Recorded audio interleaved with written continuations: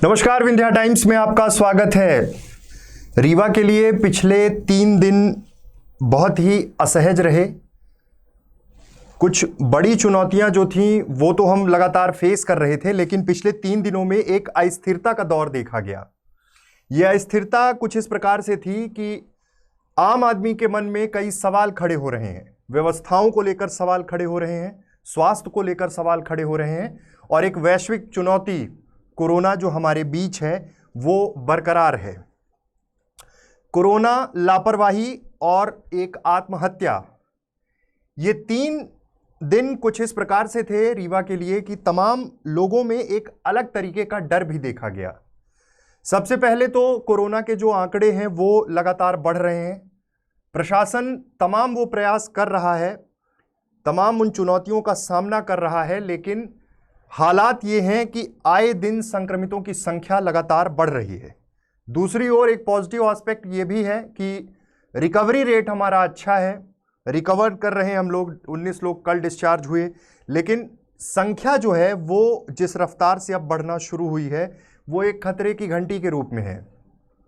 तमाम पुलिस महकमा, प्रशासनिक व्यवस्था इस चीज़ को संभालने में लगी हुई है, लेकिन आंकड़ा रीवा की अगर बात की जाए तो 500 के करीब है। हर दिन संक्रमितों का आंकड़ा बढ़ रहा है।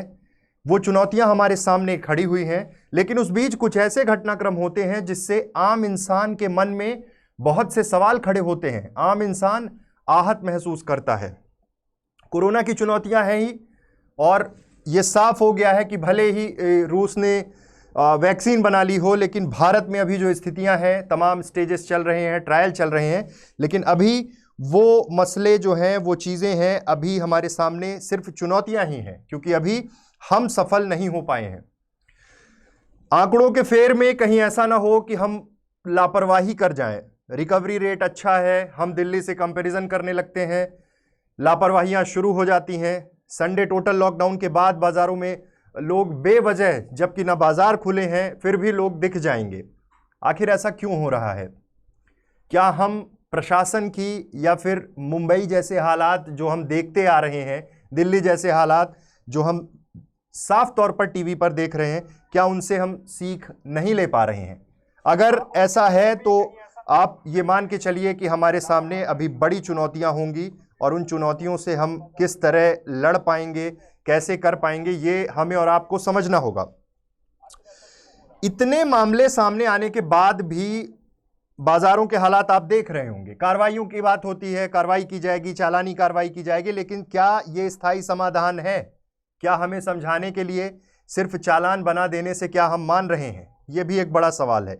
कोरोना की चुनौतियों से लड़ते हुए एक दूसरे एस्पेक्ट पे लेकर आ रहा हूं।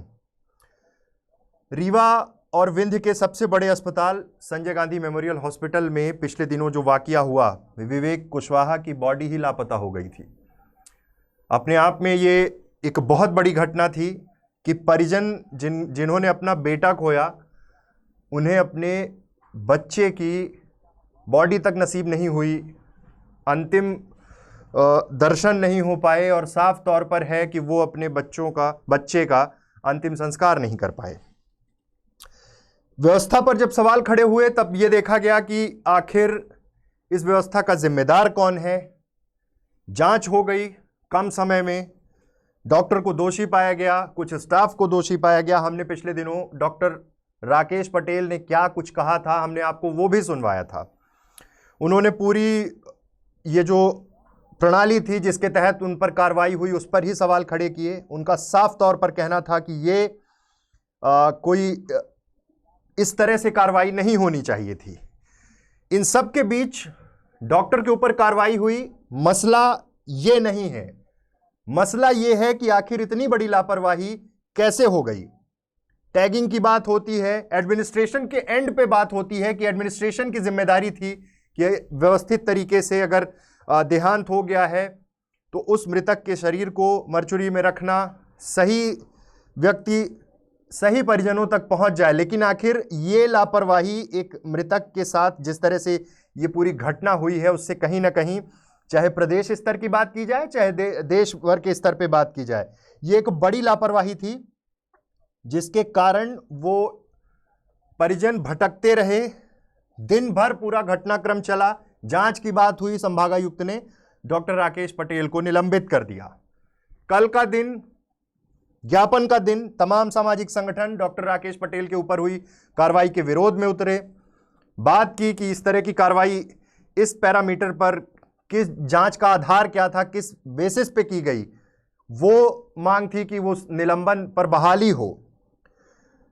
तरह तरह के सवाल खड़े हुए कि जिम्मेदार कुछ और लोग हैं, उन पर कार्रवाई न करने के लिए ये कार्रवाई की गई। ये जांच का विषय है, जांच अब भी जारी है।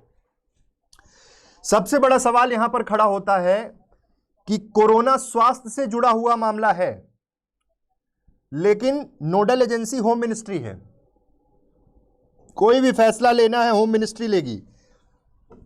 लेकिन एक चीज आप भी सोचिए और बताइए कि अगर स्वास्थ्य से जुड़ा हुआ मसला है तो कितनी बार स्वास्थ्य विभाग के आला अधिकारियों को, स्थानीय स्तर पर बात कर रहा हूं, एडमिनिस्ट्रेशन ने बुलाकर विधिवत बैठक कर, कितनी बैठकें जनप्रतिनिधियों की और स्वास्थ्य विभाग के अधिकारियों की हुई, यह भी एक बड़ा सवाल है। आखिर क्या वजह है नोडल एजेंसी होम मिनिस्ट्री को बनाया गया?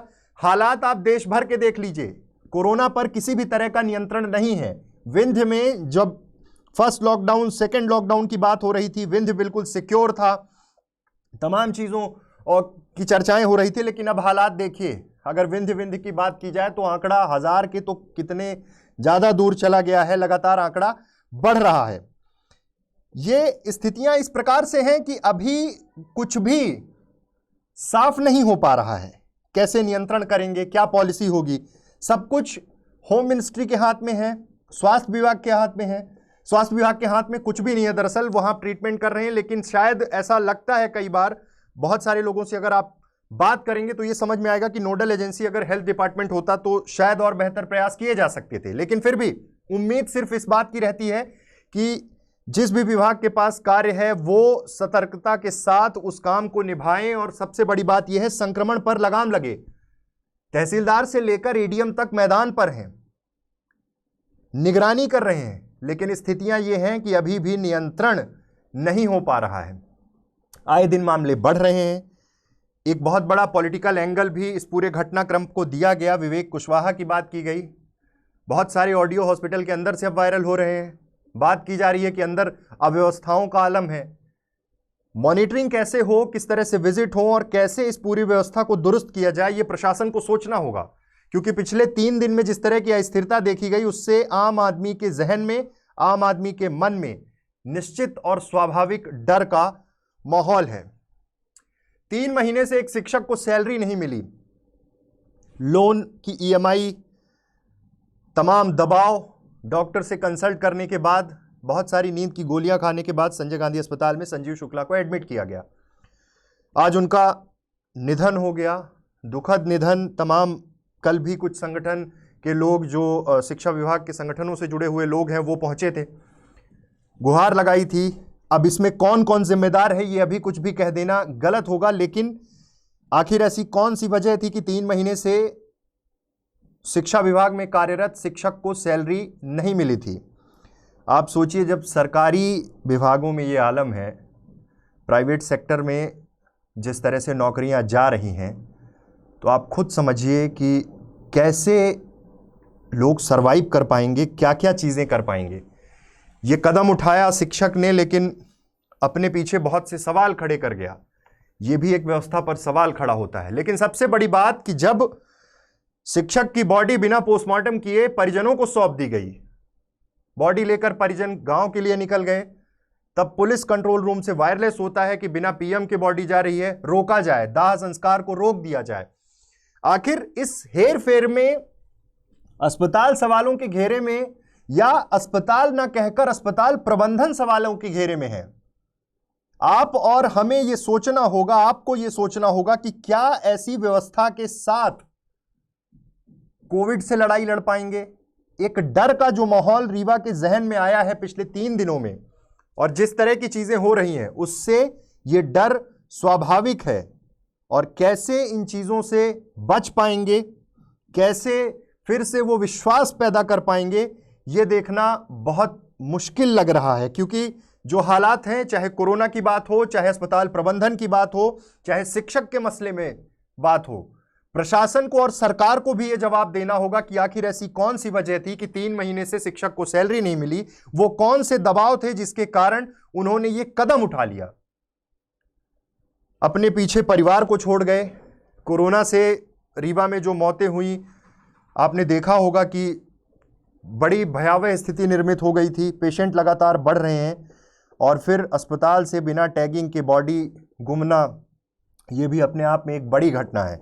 लेकिन इन सब के पीछे सबसे बड़ी जो बात है वो यही है कि हम और आप सतर्क रहें, सावधान रहें, और उम्मीद करते हैं कि प्रशासन इस दिशा में काम करेगा और इस पूरी व्यवस्था को दुरुस्त करने में जन सहयोग, और सबसे बड़ी बात कि हर सेगमेंट के लोगों से एक बेहतर संवाद स्थापित करते हुए शायद हम कोरोना की लड़ाई बेहतर तरीके से लड़ पाएंगे। बहुत बहुत धन्यवाद।